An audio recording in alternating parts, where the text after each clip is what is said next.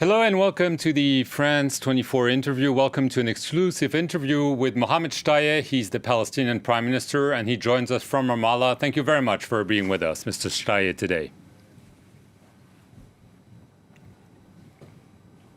Thank you for having me, Mark.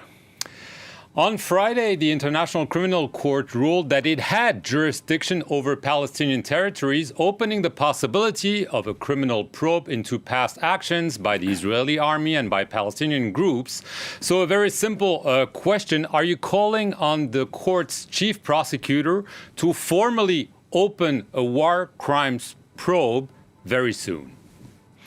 Yes, for sure. We are very happy to see the decision by the ICC.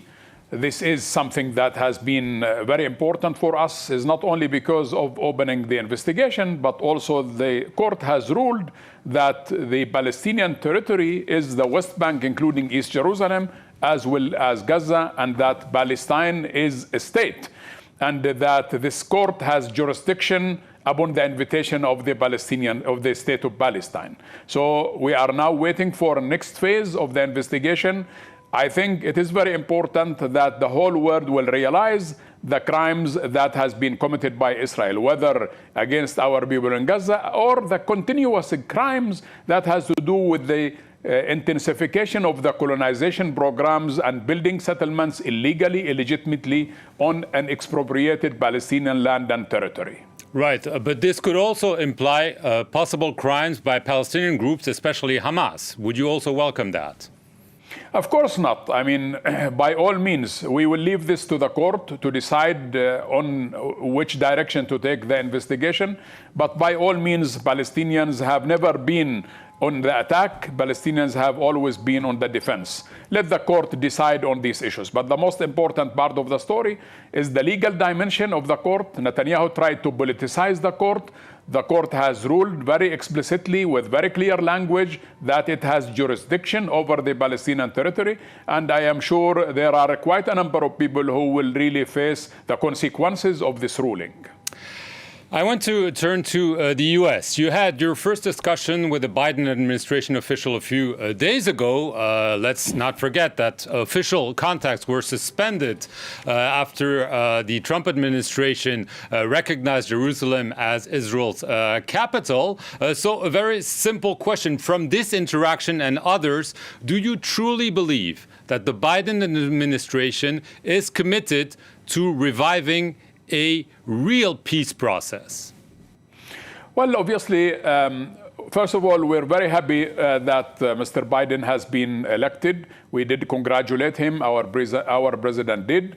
And the administration has issued quite a number of statements during the election campaign.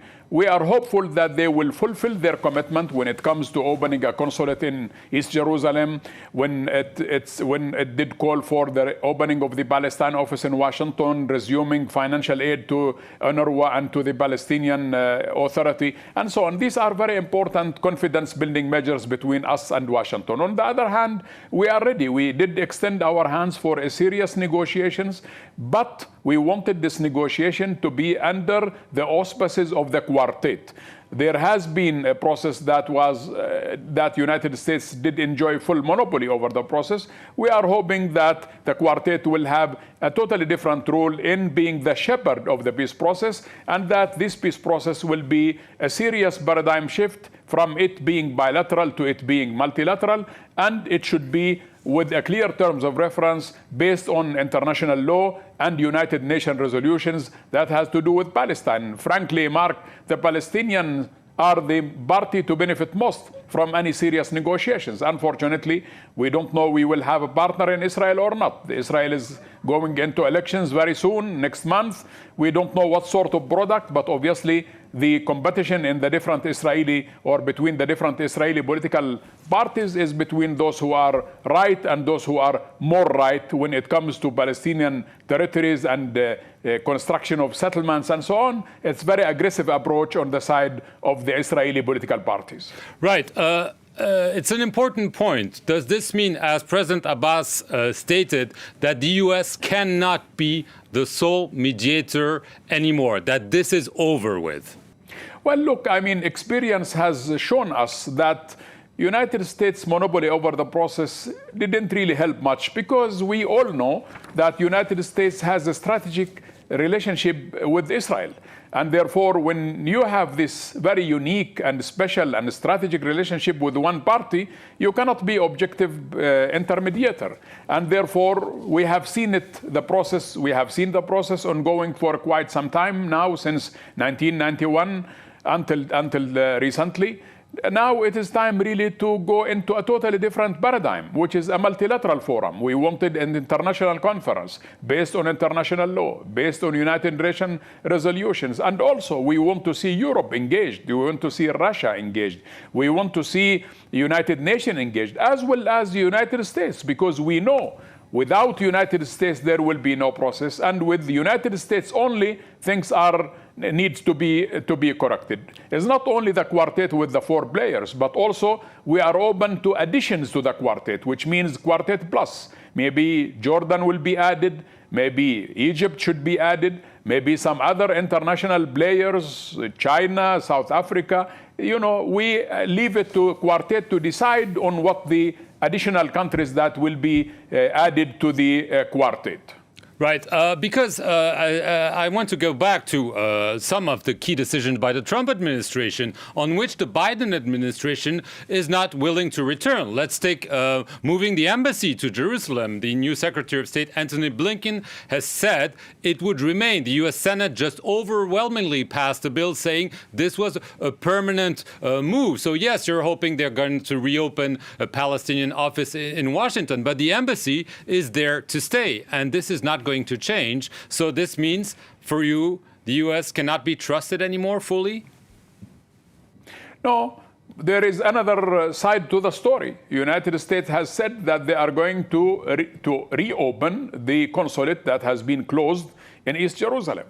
And I think that's a very important political message. It means that the East Jerusalem is occupied territory, and that a consulate will address the issues that has to do with the Palestinians. So therefore, we will deal with the consulate the moment it is open. And therefore, we were hoping, of course, that United States will reverse all the decisions that has been taken by the Trump administration when it comes to the Palestine office, financial aid, as well as the issue of the embassy. But again, they explicitly said that they are going to deal with it from a totally different institution, which is the consulate in East Jerusalem, to deal with the Palestinians. That's a very important message on the side of the American administration. Did you get any commitment from them that they would oppose any plans by Israel to annex the West Bank? Yes. It's not only that we hear that, but they did say that explicitly. In the first speech of the United States at the United Nations Security Council, the representative there, he said they are against any annexation, and they are against unilateral acts in reference to construction of settlements. This is very important to us, which is a total rejection of the Trump plan. When the United States says that they are for 2 states, when they are rejecting the annexation, and when they are totally opposing settlements, I think this is a total departure from where the ultimate deal or the Trump plan was before. Now we have a new direction of things. We are open to any serious engagement of the quartet, and our president, all of us behind him, we are ready, and we extend our hands for a serious negotiation that leads to ending occupation and the establishment of a sovereign, contiguous, viable, independent Palestinian state on the borders of 67 with Jerusalem as its capital. Mr. Shtayyeh, in addition to those American moves under the Trump administration, we've seen Bahrain, the United Arab Emirates, followed by Sudan, Morocco, agree to normalize relations with Israel. You protested, calling back your envoys. But now, again, the Biden administration says, well, this is actually facts on the ground. This is not going to change. I mean, you are now stuck with these normalization agreements that were not preceded by the forthcoming of a Palestinian state. How do you deal with this now? Well, look, I mean, normalization between Arab countries and Israel has really been, a serious setback for Arab diplomacy. It didn't really hurt Palestine and the Palestinian cause only. It did hurt the whole Arab institution, especially the Arab League, because that was the normalization was a total departure from Arab resolutions. It was not we who decided on the Arab Peace Initiative. It was the Arab leaders who decided on Arab Peace Initiative, and therefore we were hoping that this issue, which is a very strategic issue, which is a very crucial issue, should have enjoyed an Arab consensus, and this should have been discussed within the Arab League formulation. Unfortunately, it didn't take place. One. Secondly, for us, the most important issue also is normalization went without any price. What did we get in return, really? Nothing.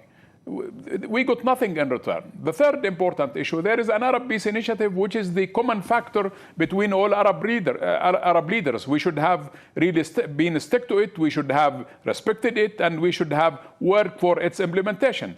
But more than that, I think all these Arab moves, which maybe the administration will continue to encourage, as long as it is going to be discussed with the Arab ministers of foreign affairs next week or maybe tomorrow. I think there will be an Arab ministers of foreign affairs meeting at the Arab League, and I think that's very important because all the discussion will be focused on the support of the cause of Palestine, support of two states, and support of the Palestinian rights for right of self-determination, including an independent state. So therefore, I think this Arab normalization should not be considered that as Prime Minister Netanyahu is saying, you see, peace for peace. It's not going to be the case, because if you don't really trade land for peace, you will never end occupation.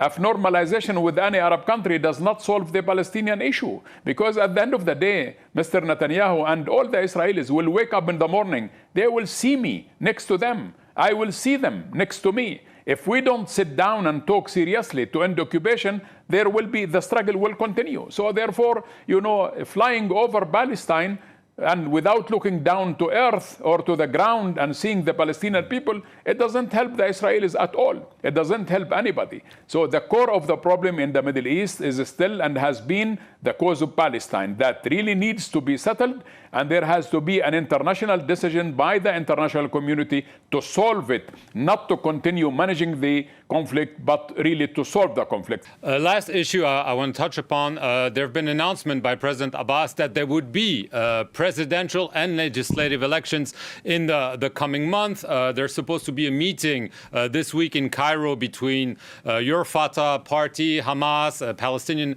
faction. So very simple question, but an important one. Elections have been announced before. Reconciliation between Fatah and Hamas have been celebrated before. It has never happened. Can you tell us that there will be elections and reconciliation?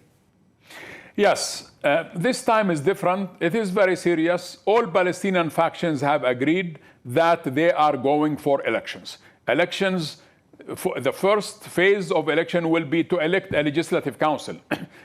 2-3 months after that, there will be presidential elections. This time is serious because also is not only the Palestinian players are engaged, but also regional players are engaged, international players are engaged. So the issue of elections and the presidential decrees, it did enjoy the support of the international community, and therefore we are going along with it. The problem is the following. We tried to end the conflict or the split between us and Hamas, West Bank and Gaza and so on through different agreements. We did sign 4 agreements. Unfortunately, none of them worked. Now we are saying that instead of having the agreements and then go to elections after that, now we want to do it in a reverse way. We are going through elections as a door to end the split.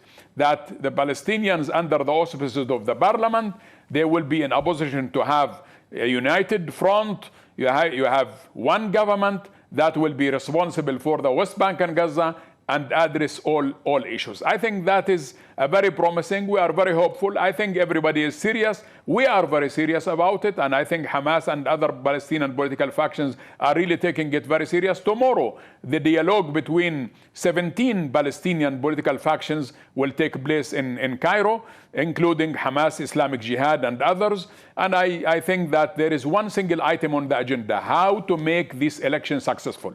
And I think everybody is interested into going into that direction. I'm very hopeful that we will make it. There has been impediments in the past. These impediments are not anymore there. Mohammed Shtayyeh, I want to thank you very much for being with us here on France 24 for this exclusive interview. Thank you for watching it. Stay tuned for more news.